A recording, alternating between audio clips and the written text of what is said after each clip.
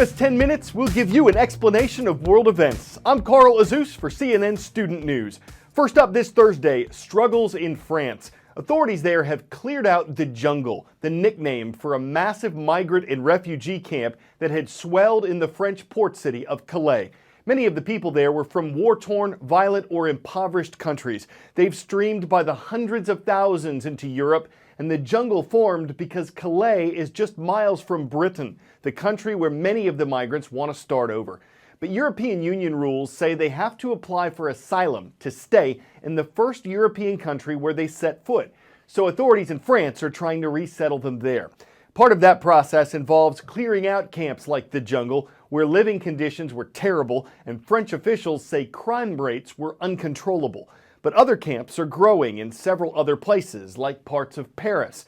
And though French law says migrants are eligible for housing while they're waiting to see if they can legally stay in France, there's a serious shortage of housing in Paris. With more migrants arriving daily, the strain on the city becomes more visible. The Calais jungle is now a thing of the past. Its tents torn down and its inhabitants relocated to emergency shelters in France's regions. But as the camp in Calais has closed, others have grown, like this one near a Paris metro station. As we know that the Paris are opening the door, there are rumors in the whole Europe that the France is giving the paper, so all of them are coming towards the France right now. The numbers of migrants living rough around Stalingrad station have swelled over the course of the last couple of weeks from several hundred to 2,500, according to the aid associations who help them. We're talking about Eritrean, Somali, Sudanese and Afghan nationals, most of whom have applied for asylum here in France. They're simply waiting now for their applications to be processed and living in the meantime in the most appalling conditions. Sarah is just 17 years old. She arrived at the Stalingrad camp a week ago, and she says she's had no help in claiming asylum. It's very cold. Somebody's drinking, they talking together. How we can't sleep? When I sleep in the night, I cry. Always I can cry. How I can sleep? Are you scared? I worry myself. I don't have anybody there. Soon, migrants arriving in Paris will be taken to this camp in the north of the city. It was due to open in October, and it shouldn't be long, say authorities. After Calais, they want migrants off all of France's streets.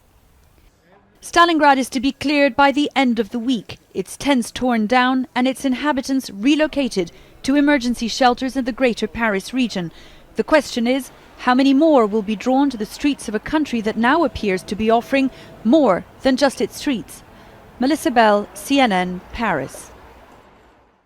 With 8 justices and 1 vacancy, the U.S. Supreme Court's about a month into its newest session. It'll probably run until the beginning of next summer. The High Court has taken up a pretty wide range of cases. One involves whether the stripes and badges of a cheerleading outfit can be protected by copyright. One involves alleged racial bias by a juror in a case in Colorado. One involves money that the Apple technology company won in a case involving a patent dispute with the Samsung tech company. There's a lot for justices to consider in these cases alone, but it begs the question, how do they get on the docket in the first place with so many lawsuits playing out across the country?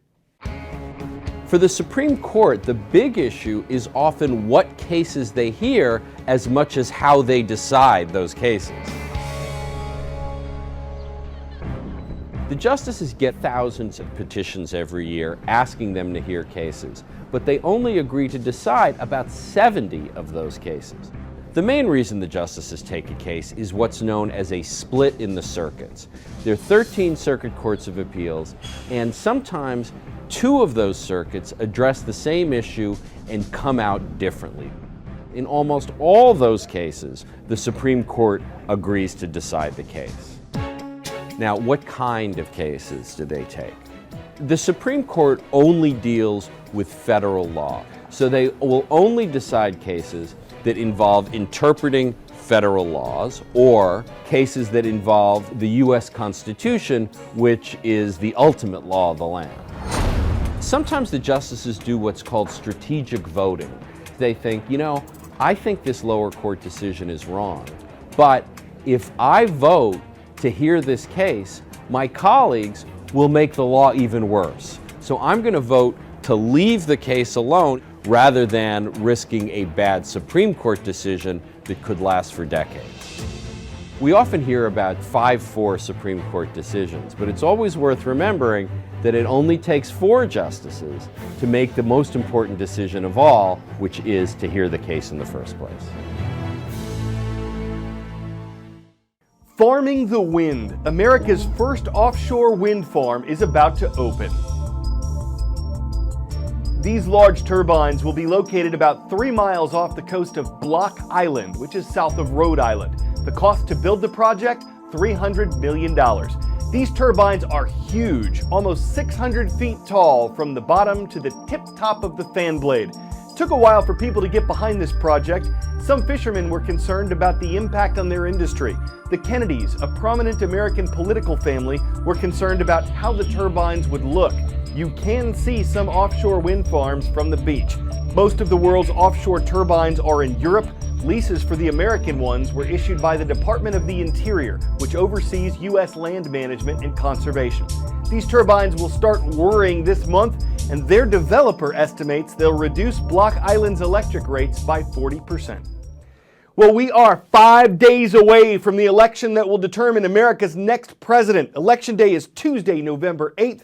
And the latest polls suggest it could be a very close race between Republican presidential nominee Donald Trump and Democratic presidential nominee Hillary Clinton. The CIA World Factbook describes America's government type not as a democracy, but as a federal presidential republic. U.S. voters do not directly choose their leaders. They choose a group of electors who actually determine the president. This group is called the Electoral College, and while you've heard it defined and seen the Electoral College map, how exactly does this system work? What is the Electoral College? The Electoral College is not a building or institution. It's just the name given to a designated group of people who cast each state's official votes for president. This group is made up of 538 people. Each state has a different number of electors based on their representatives in Congress. So, states like California and Texas have more votes than states like North and South Dakota. The only exception? The District of Columbia, which has 3 electors, despite not having any voting members in Congress. How does it work? Each party selects their own group of electors. Each state then empowers the electors who represent the candidate who won the most votes, except Nebraska and Maine, who award electors based on a combination of statewide results and districts won. The candidate who receives at least 270 Electoral College votes becomes the next president. What if there's a tie? If there is a tie, or if somebody doesn't get to 270, the House of Representatives appoints the president, and the Senate chooses the vice president. Why does this system exist? In short, the Electoral College was created as a compromise of several different proposals by the nation's founders. Critics say the system allows candidates to become president without necessarily securing a majority of voters' support, which happened in 2000. Advocates argue it ensures less populated states aren't completely ignored.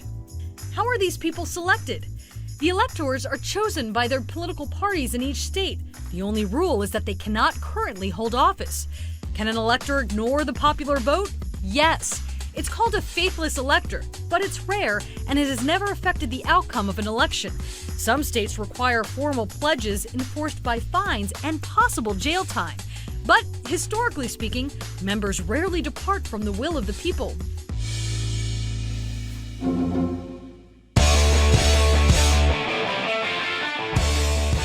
Students at the University of Oregon had a really cool idea of how to dispose of pumpkins. Step 1, freeze them in liquid nitrogen. Step 2, drop them from 4 stories up.